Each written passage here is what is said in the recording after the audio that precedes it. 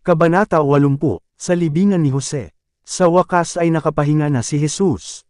Natapos ang mahabang araw ng kahihiyan at pagpapahirap. Habang ang mga huling sinag ng papalubog na araw ay nagsimula sa Sabbath, ang anak ng Diyos ay nakahiga sa tahimik sa libingan ni Jose. Nakumpleto ang kanyang gawain, ang kanyang mga kamay ay nakatiklop sa kapayapaan, siya ay nagpahinga sa mga sagradong oras ng araw ng Sabbath. Sa simula ang ama at ang anak ay nagpahinga sa Sabbath pagkatapos ng kanilang gawain ng paglikha.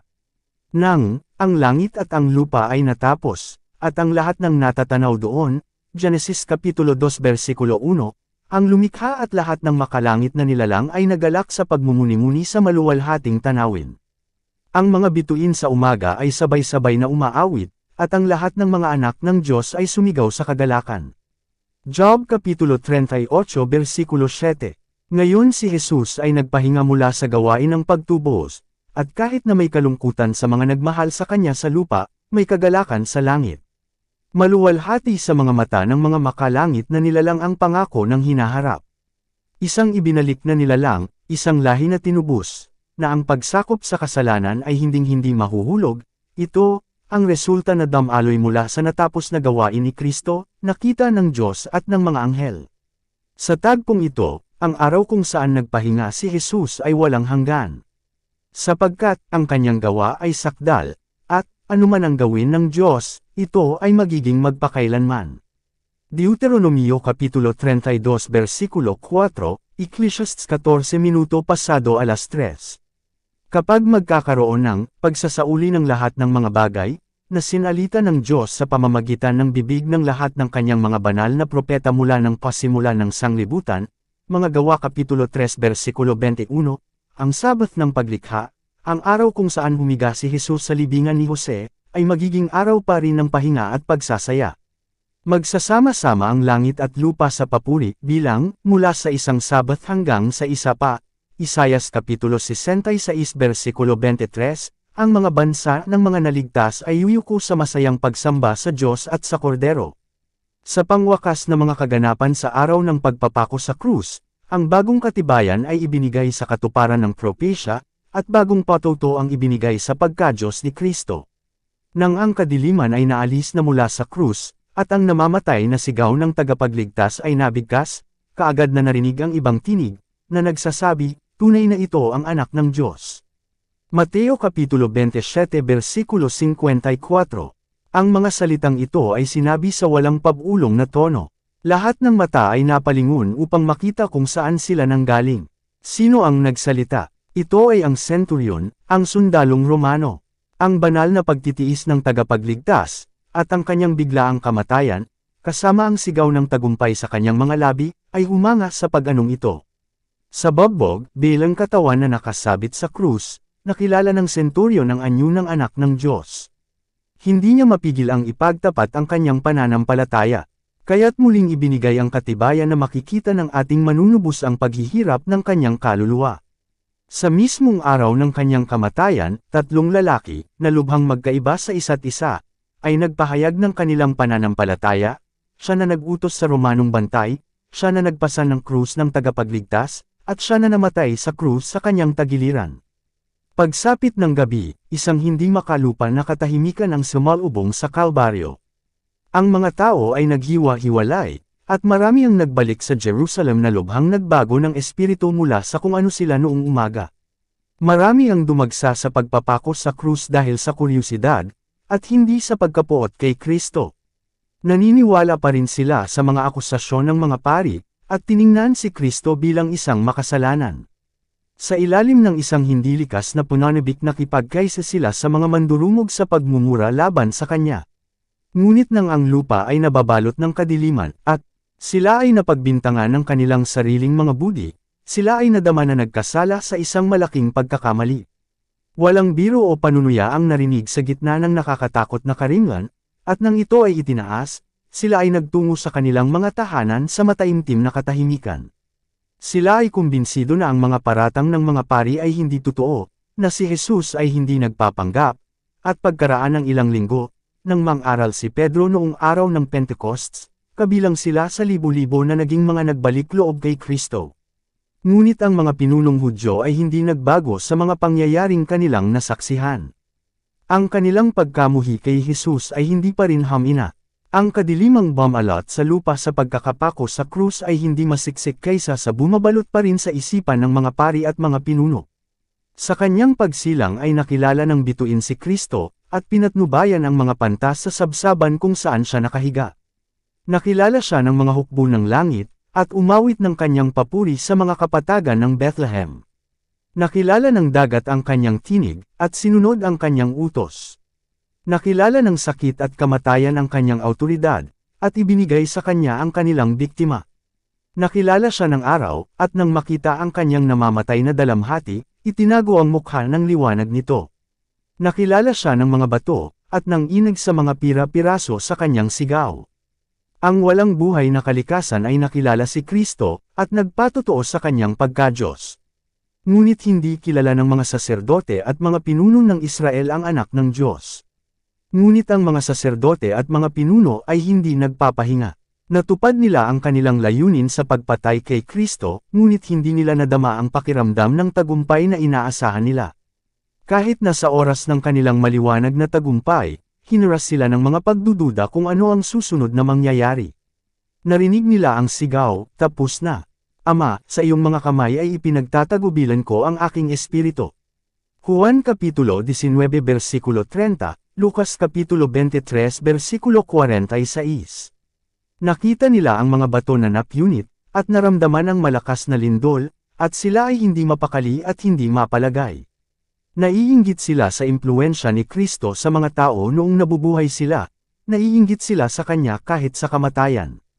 Kinatatakutan nila ang patay na Kristo ng higit pa kaysa sa takot nila sa buhay na Kristo.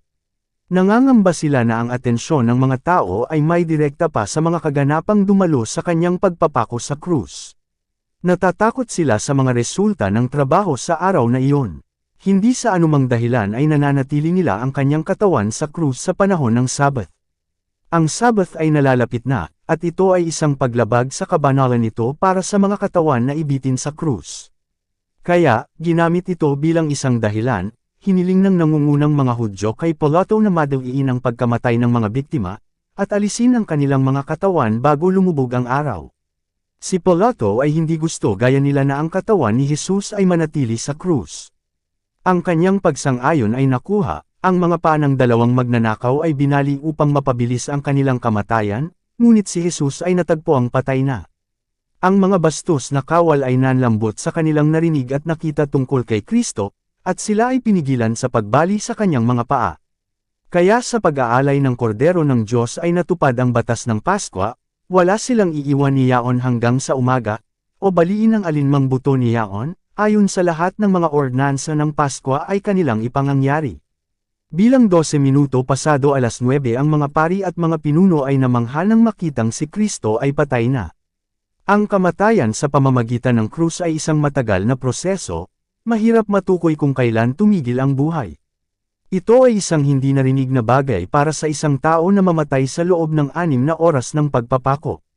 Sa krus, nais ng mga pari na tiyakin ang kamatayan ni Jesus, at sa kanilang mungkahi ay itinusok ng isang kawal ang isang sibat sa tagiliran ng tagapagligtas. Mula sa sugat na ginawa, may damaloy na 2 sagana at natatanging mga batis, ang isa ay dugo, ang isa ay tubig. Ito ay napansin ng lahat ng mga nakakakita, at ipinahayag ni John ang pangyayari ng tiyak. Sinabi niya, isa sa mga kawal na may sibat ang tumusok sa kanyang tagiliran, at kaagad na lumabas ang dugo at tubig. At ang nakakita nito ay nagpatotoo, at ang kanyang patuto ay totoo, at nalalaman niya na siya ay nagsasabi ng totoo, upang kayo'y magsisampalataya. Sapagkat nangyari ang mga bagay na ito, upang matupad ang kasulatan, ang isang buto niya ay hindi mababali. At muli ay sinasabi ng ibang kasulatan, titingnan nila siya na kanilang sinaksak. Juan Kapitulo 19 versikulo 34 hanggang 37. Pagkatapos ng pagkabuhay na maguli ang mga pari at mga pinuno ay nagpakalat ng ulat na si Kristo ay hindi namatay sa krus, na siya ay nahimatay lamang, at pagkatapos ay nabuhay muli. Ang isa pang ulat ay nagpatunay na ito ay hindi isang tunay na katawan ng laman at buto, ngunit ang pagkakahawig ng isang katawan, na inilagay sa libingan. Ang pagkilos ng mga sundalong Romano ay nagpapatunay sa mga kasinungalingang ito. Hindi nila binali ang kanyang mga binti, sapagkat siya ay patay na. Upang bigyang kasiyahan ng mga pari, tinusok nila ang kanyang tagiliran. Kung hindi pa nawala ang buhay, ang sugat na ito ay nagdulot ng agarang kamatayan. Ngunit hindi ang tulak ng sibat, hindi ang sakit ng krus, ang naging sanhi ng pagkamatay ni Jesus. Ang sigaw na iyon, na binibigkas, ng may malakas na tinig, Mateo Kapitulo 27 versikulo 50, Lucas Kapitulo 23 versikulo 46, sa sandali ng kamatayan, ang agos ng dugo at tubig na umagos mula sa kanyang tagiliran, ay nagpahayag na siya ay namatay dahil sa bagbag na puso. Nadurog ang puso niya dahil sa sakit sa isip. Siya ay pinatay sa pamamagitan ng kasalanan ng sanlibutan. Sa kamatayan ni Kristo ang pag-asa ng kanyang mga alagad ay nawala.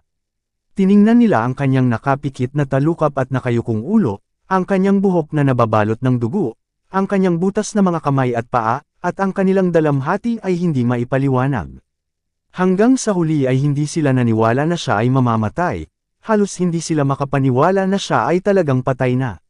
Sa sobrang kalungkutan, hindi nila naalala ang kanyang mga salita na hinuhulaan ng mismong tagpong ito. Wala nang anumang sinabi niya ngayon ang nakapagbigay sa kanila ng kaaliwan. Tanging ang krus at ang dagwang biktima nito ang kanilang nakita. Ang kinabukasan ay tila madilim sa kawalan ng pag-asa. Ang kanilang pananampalataya kay Jesus ay nawala, ngunit hindi pa nila minahal ang kanilang Panginoon gaya ngayon. Kailanman ay hindi pa nila nadama ang kanyang halaga, at ang kanilang pangangailangan sa kanyang presensya. Kahit sa kamatayan, ang katawan ni Kristo ay napakahalaga sa kanyang mga disipulo. Nananabik silang bigyan siya ng marangal na libing, ngunit hindi nila alam kung paano ito gagawin. Ang pagtataksil laban sa gobyerno ng Roma ay ang krimen kung saan hinatulan si Jesus, at ang mga taong pinatay dahil sa kasalanang ito ay inilagay sa isang libingan na partikular na inilaan para sa gayong mga kriminal. Ang disipulong si Juan kasama ang mga babae mula sa Galilea ay nanatili sa krus. Hindi nila maaaring iwan ang katawan ng kanilang Panginoon upang hawakan ng walang pakiramdam na mga kawal, at inilibing sa isang walang galang na libingan. Ngunit hindi nila ito mapigilan. Wala silang makukuhang pabor mula sa mga awtoridad na Hudyo, at wala silang impluwensya kay Pilato. Sa kagipitan na ito, sina Jose ng Arimatea at Nicodemus ay tumulong sa mga alagad. Parehong mga miyembro ng Sanhedrin ang mga lalaking ito, at nakilala sila ni Pilato. Parehong mga lalaking may yaman at impluwensya, determinado sila na ang katawan ni Jesus ay dapat magkaroon ng marangal na libing. Si Jose ay lumapit kay Pilato ng buong tapang, at hiniling sa kanya ang katawan ni Jesus. Sa unang pagkakataon, nalaman ni Pilato na talagang patay na si Jesus. Nakarating sa kanya ang magkasalungat na mga ulat tungkol sa mga kaganapang dumalo sa pagpapako sa krus, ngunit ang kaalaman sa kamatayan ni Kristo ay sadyang inilihim sa kanya. Si Pilato ay binalaan ng mga saserdote at mga pinuno laban sa panlilinlang ng mga alagad ni Kristo tungkol sa kanyang katawan.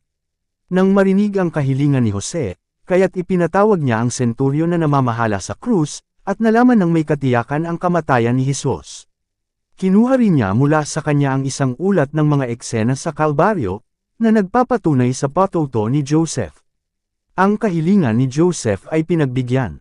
Habang si Juan ay nababahala tungkol sa paglilibing ng kanyang guro, si Jose ay bumalik na may utos ni Pilato para sa katawan ni Kristo, at si Nicodemo ay dumating na may dalang isang mamahaling pinaghalong mira at aloe, na halos 100 libra ang bigat, para sa kanyang pag-embalsamo. Ang pinaka-pinarangalan sa buong Jerusalem ay hindi na ipakita ng higit na paggalang sa kamatayan. Ang mga alagad ay namangha nang makita ang mayayamang pinunong ito na kasing interesado nila sa libing ng kanilang Panginoon. Ni Joseph o Nicodemus ay hindi hayagang tinanggap ang tagapagligtas habang siya ay nabubuhay. Alam nila na ang gayong hakbang ay magbubukod sa kanila sa Sanhedrin, at umaasa silang protektahan siya sa pamamagitan ng kanilang impluwensya sa mga konseho nito. Para sa isang oras sila ay tila nagtagumpay, ngunit ang mga tusong saserdote, nang makita ang kanilang pabor kay Kristo, ay nahadlangan ang kanilang mga plano. Sa kanilang pagkawala si Jesus ay hinatulan at inihatid upang ipako sa krus. Ngayong siya ay patay na, hindi na nila itinago ang kanilang pagkakadikit sa kanya. Habang ang mga disipulo ay natatakot na ipakita ang kanilang sarili ng hayagan bilang kanyang mga tagasunod, si Joseph at Nicodemus ay dumating ng buong tapang upang tulungan sila. Ang tulong ng mga mayayaman at marangal na lalaking ito ay lubhang kailangan sa panahong ito. Magagawa nila para sa kanilang namatay na guro ang imposibleng gawin ng mga mahihirap na disipulo, at ang kanilang kayamanan at impluwensya ay nagpoprotekta sa kanila, sa isang malaking sukat, mula sa masamang hangarin ng mga pari at mga pinuno. Malumanay at may paggalang na inalis nila sa kanilang sariling mga kamay ang katawan ni Jesus mula sa krus. Mabilis na bumagsak ang kanilang mga luha ng pakikiramay habang pinagmamasdan nila ang kanyang bagbog at sugat na anyo. Si Joseph ay nagmamay-ari ng isang bagong libingan, na tinabos sa isang bato. Ito ay inilalaan niya para sa kanyang sarili, ngunit ito ay malapit sa Kalbaryo, at ngayon ay inihanda niya ito para kay Jesus. Ang katawan, kasama ang mga pampalasa na dinala ni Nicodemo, ay maingat na binalot sa isang lino, at ang manunubos ay dinala sa libingan. Doon ay itinuwid ng 3 disipulo ang mga putol-putol na mga paa, at itinupi ang mga nabugbog na kamay sa walang palso na dibdib. Ang mga babaeng Galilean ay dumating upang makita na ang lahat ay nagawa na para sa walang buhay na anyo ng kanilang minamahal na guro. Pagkatapos ay nakita nila ang mabigat na bato na iginulong sa bakana ng libingan, at ang tagapagligtas ay naiwan sa pahinga. Ang mga babae ay huling nasa krus, at huli sa libingan ni Kristo. Habang ang mga lilam ng gabi ay nagtitipon, si Maria Magdalena at ang iba pang mga Maria ay nagtagal sa paligid ng pahingahan ng kanilang Panginoon, lumuluhan ng kalungkutan sa kapalaran ng kanyang minamahal. At sila ay nagsibalik, at nagpahinga sa araw ng Sabath ayon sa Utos. Lucas Kapitulo 23 versikulo 56. Iyon ay isang hindi malilimutang Sabath sa nalulungkot na mga disipulo, at gayon din sa mga pari, pinuno, eskriba, at mga tao. Sa paglubog ng araw sa gabi ng araw ng paghahanda ay tumunog ang mga trompeta, na nagpapahiwatig na ang Sabath ay nagsimula na. Ang Pasko ay ipinagdiwang gaya ng dati ng maraming siglo, habang siya na tinuro nito ay pinatay ng masasamang kamay, at nahiga sa libingan ni Jose. Sa Sabath ang mga looban ng templo ay puno ng mga mananamba. Ang mataas na saserdote mula sa Golgotha ay naroon, maningning na nakadamit sa kanyang sacerdotal na kasuotan. Ang mga pari na may puting turban, na puno ng aktibidad, ay nagsagawa ng kanilang mga tungkulin. Ngunit ang ilan na naruroon ay hindi nagpapahinga habang ang dugo ng mga toro at kambing ay inialay para sa kasalanan. Hindi nila alam na ang tipong iyon ay nakatagpo ng anti-type, na isang walang katapusang sakripisyo ang ginawa para sa mga kasalanan ng mundo. Hindi nila alam na wala ng karagdagang halaga sa pagsasagawa ng ritual na serbisyo. Ngunit hindi kailanman nasaksihan ang paglilingkod na iyon ng may ganitong magkasalungat na damdamin.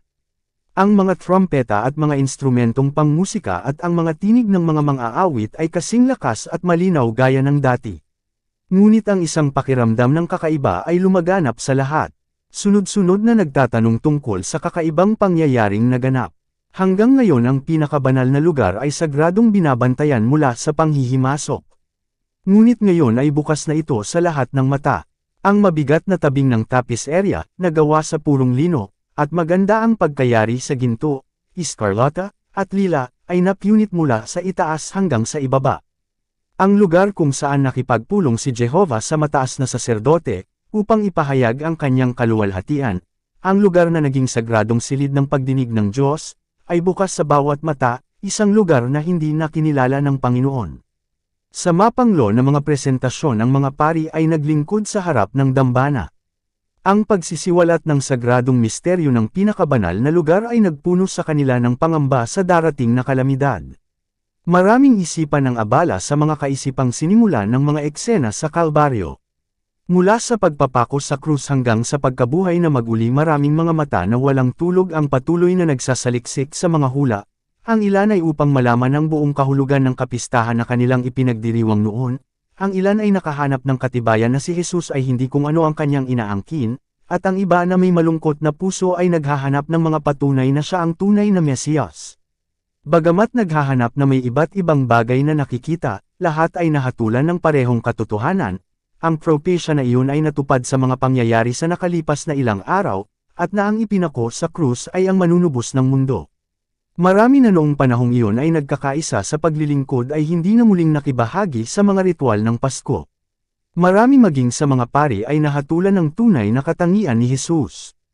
Ang kanilang pagsasaliksik sa mga hula ay hindi nawalan ng kabuluhan, at pagkatapos ng kanyang pagkabuhay na maguli ay kinilala nila siya bilang anak ng Diyos. Si Nicodemo, nang makita niyang itinaas si Jesus sa krus, ay naalala ang kanyang mga salita na sinabi noong gabi sa bundok ng mga Olibo, kung paanong itinaas ni Moises ang ahas sa ilang, gayon din naman kailangang itaas ang anak ng tao, upang ang sinumang sumampalataya sa hindi siya dapat mapahamak, kundi magkaroon ng buhay na walang hanggan. Juan Kapitulo 3 versikulo 14-15. Sa Sabbath na iyon, nang si Kristo ay nahiga sa libingan, si Nicodemo ay nagkaroon ng pagkakataong magmuni-muni. Isang mas malinaw na liwanag ngayon ang nagpapaliwanag sa kanyang isipan, at ang mga salita na sinabi ni Jesus sa kanya ay hindi na mahiwaga. Nadama niya na marami siyang nawala sa hindi pag-uugnay ng kanyang sarili sa tagapagligtas sa kanyang buhay. Ngayon ay naalala niya ang mga pangyayari sa Kalbaryo. Ang panalangin ni Kristo para sa kanyang mga mamamatay tao at ang kanyang sagot sa pakiusap ng naghihingalong magnanakaw ay nagsalita sa puso ng maalam na konsehal. Muli siyang tumingin sa tagapagligtas sa kanyang paghihirap, muli niyang narinig ang huling sigaw na iyon, tapos na, binibigkas tulad ng mga salita ng isang mananakop. Muli niyang namasdan ang gumugulong na lupa, ang madilim na kalangitan, ang napunit na tabing, ang nanginginig na mga bato, at ang kanyang pananampalataya ay natatag magpakailanman. Ang mismong pangyayaring sumisira sa pag-asa ng mga alagad ang nagkumbinsi kina Joseph at Nicodemus sa pagka-Diyos ni Jesus. Ang kanilang mga takot ay napagtagumpayan ng tapang ng isang matatag at hindi natitinag na pananampalataya. Kailanman ay hindi naakit ni Kristo ang atensyon ng karamihan gaya ngayong inihimlay siya sa libingan.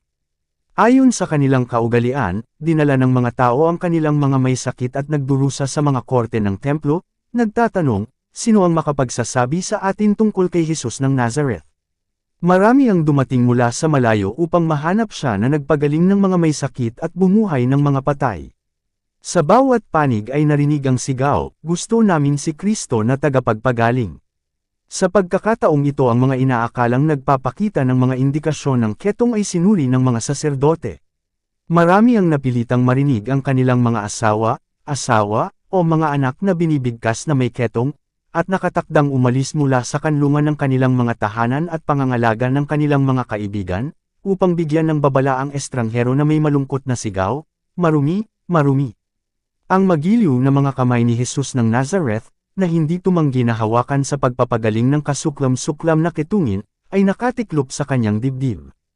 Ang mga labi na tumugon sa kanyang pakiusap sa pamamagitan ng nakaaaliw na mga salita, gagawin ko, maging malinis ka, Mateo Kapitulo 8 versikulo 3, ngayon ay tahimik. Marami ang umapela sa mga punong saserdote at mga pinuno para sa pakikiramay at kaluwagan, ngunit walang kabuluhan. Maliwanag na determinado silang mapabilang muli sa kanila ang buhay na Kristo. Sa patuloy na kataimtime na hiniling nila siya, hindi sila tatalikuran, ngunit sila ay pinalayas mula sa mga looban ng templo, at ang mga kawal ay nakatalaga sa mga pintuang bayan upang pigilan ang karamihang dumating kasama ang kanilang mga may sakit at namamatay, na humihingi ng pagpasok. Ang mga nagdurusa na naparito upang pagalingin ng tagapagligtas ay nalubog sa ilalim ng kanilang pagkabigo. Ang mga lansangan ay napuno ng pagluluksa. Ang mga may sakit ay namamatay dahil sa kawalan ng pagpapagaling na paghipo ni Jesus. Ang mga manggagamot ay kinonsulta ng walang kabuluhan, walang kasanayang katulad niyaong nakahiga sa libingan ni Jose. Ang pagdadalamati ng mga nagdurusa ay nagdala sa libu-libong isipan ng pananalig na isang dakilang liwanag ang nawala sa mundo. Kung wala si Kristo, ang lupa ay kadiliman at kadiliman. Marami na ang mga tinig ay lumakas ang sigaw ng, ipako siya sa krus, ipako siya sa krus, ngayon ay natanto ang kapahamakan na dumating sa kanila, at sabik na sumigaw, ibigay mo sa amin si Jesus. Kung siya ay buhay pa. Nang malaman ng mga tao na si Jesus ay pinatay ng mga pari, nagtanong tungkol sa kanyang kamatayan. Ang mga detalye ng kanyang paglilitis ay pinananatiling pribado hanggat maaari, ngunit sa panahon na siya ay nasa libingan, ang kanyang pangalan ay nasa libu-libong mga labi, at ang mga ulat ng kanyang pakunwering pagsubok, at ng kawalang katauhan ng mga saserdote at mga pinuno, ay kumalat sa lahat ng dako.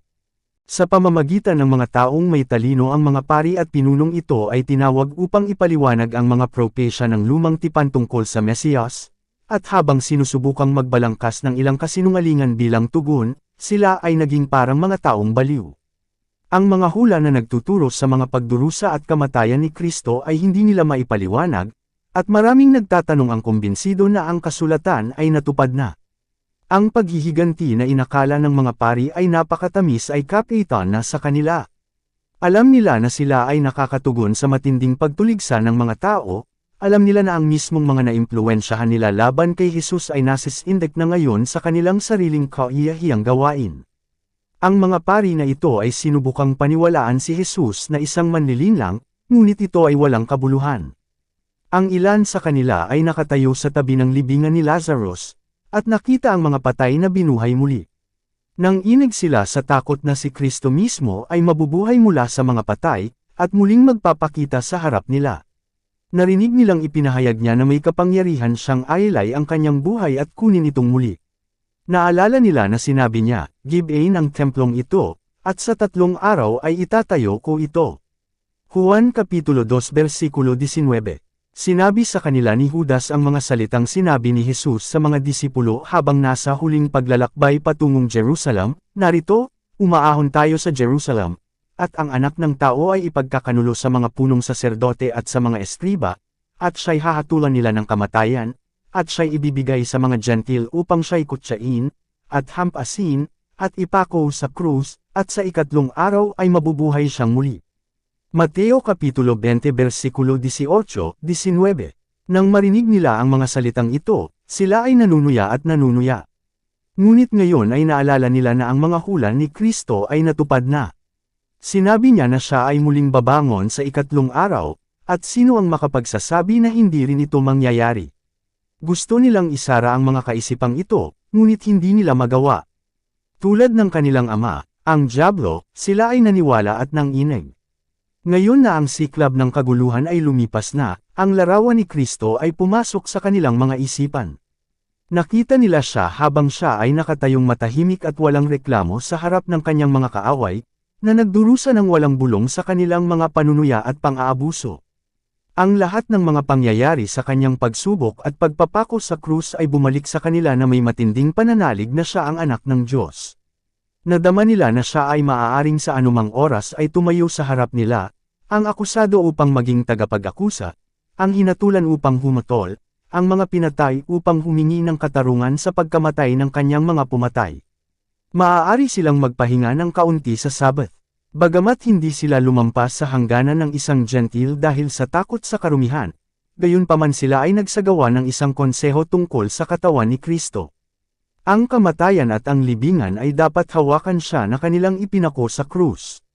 Ang mga punong saserdote at mga Fariseo ay nagsilapit kay Pilato, na nangagsasabi, "Ginoo, naaalala namin na sinabi ng Magdaraya na yaon, samantalang siya'y nabubuhay pa, pagkaraan ng 3 araw ay muling babangon ako. Iutos mo nga na tiyakin ang libingan hanggang sa 3 araw, baka magsiparon ang kanyang mga alagad sa gabi, at siya'y nakawin, at sabihin sa mga tao, siya'y nabuhay na mag-uli sa mga patay, kaya't ang huling kamalian ay magiging lalong masama kaysa sa una." Sinabi sa kanila ni Pilato, "Kayo ay may bantay, humayo kayo, tiyakin ninyo sa abot ng inyong makakaya." Mateo Kapitulo 27 versikulo 62-65. Ang mga pari ay nagbigay ng mga tagubilin para sa pag-secure ng libingan. Isang malaking bato ang inilagay bago ang pagbubukas. Sa tapat ng batong ito ay naglagay sila ng mga lubad, na pinagtibay ang mga dulo sa matibay na bato, at tinatakan ang mga ito ng selyong Romano. Ang bato ay hindi magagalaw nang hindi masira ang selyo. Ang isang bantay ng 100 sundalo ay pamwesto sa paligid ng libingan upang maiwasan itong pakialaman. Ginawa ng mga pari ang lahat ng kanilang makakaya upang mapanatili ang katawan ni Kristo kung saan ito inilagay. Siya ay ibinuklad ng mahigpit sa kanyang libingan na parabang siya ay mananatili doon sa lahat ng panahon. Kaya't ang mga mahihinang lalaki ay nagpayo at nagplano. Hindi na pagtanto ng mga mamamatay tao na ito ang kawalang silbi ng kanilang mga pagsisikap. Ngunit sa kanilang pagkilos ay niluwalhati ang Diyos. Ang mismong mga pagsisikap na ginawa upang pigilan ang muling pagkabuhay ni Kristo ay ang pinakanakakumbinsi na mga argumento sa patunay nito. Kung mas marami ang mga sundalong inilagay sa paligid ng libingan, mas malakas ang patuto na siya ay nabuhay na maguli. Daan-daang taon bago ang kamatayan ni Kristo, ang banal na espiritu ay nagpahayag sa pamamagitan ng salmista, bakit nagngangalit ang mga pagano, at ang mga tao ay nag-iisip ng walang kabuluhang bagay. Ang mga hari sa lupa ay nagsisitayo, at ang mga pinuno ay nagsanggunian na magkakasama, laban sa Panginoon, at laban sa kanyang pinahiran ng langis. Siya na nakaupo sa langit ay tatawa, ang Panginoon ay magiging kakutsaan sa kanila. Awit Kapitulo 2 versikulo 1 hanggang 4. Ang mga gwardya ng Romano at mga sandata ng Romano ay walang kapangyarihan upang ikulong ang Panginoon ng buhay sa loob ng libingan. Malapit na ang oras ng kanyang paglaya. Dito nagtatapos ang Kabanata 80.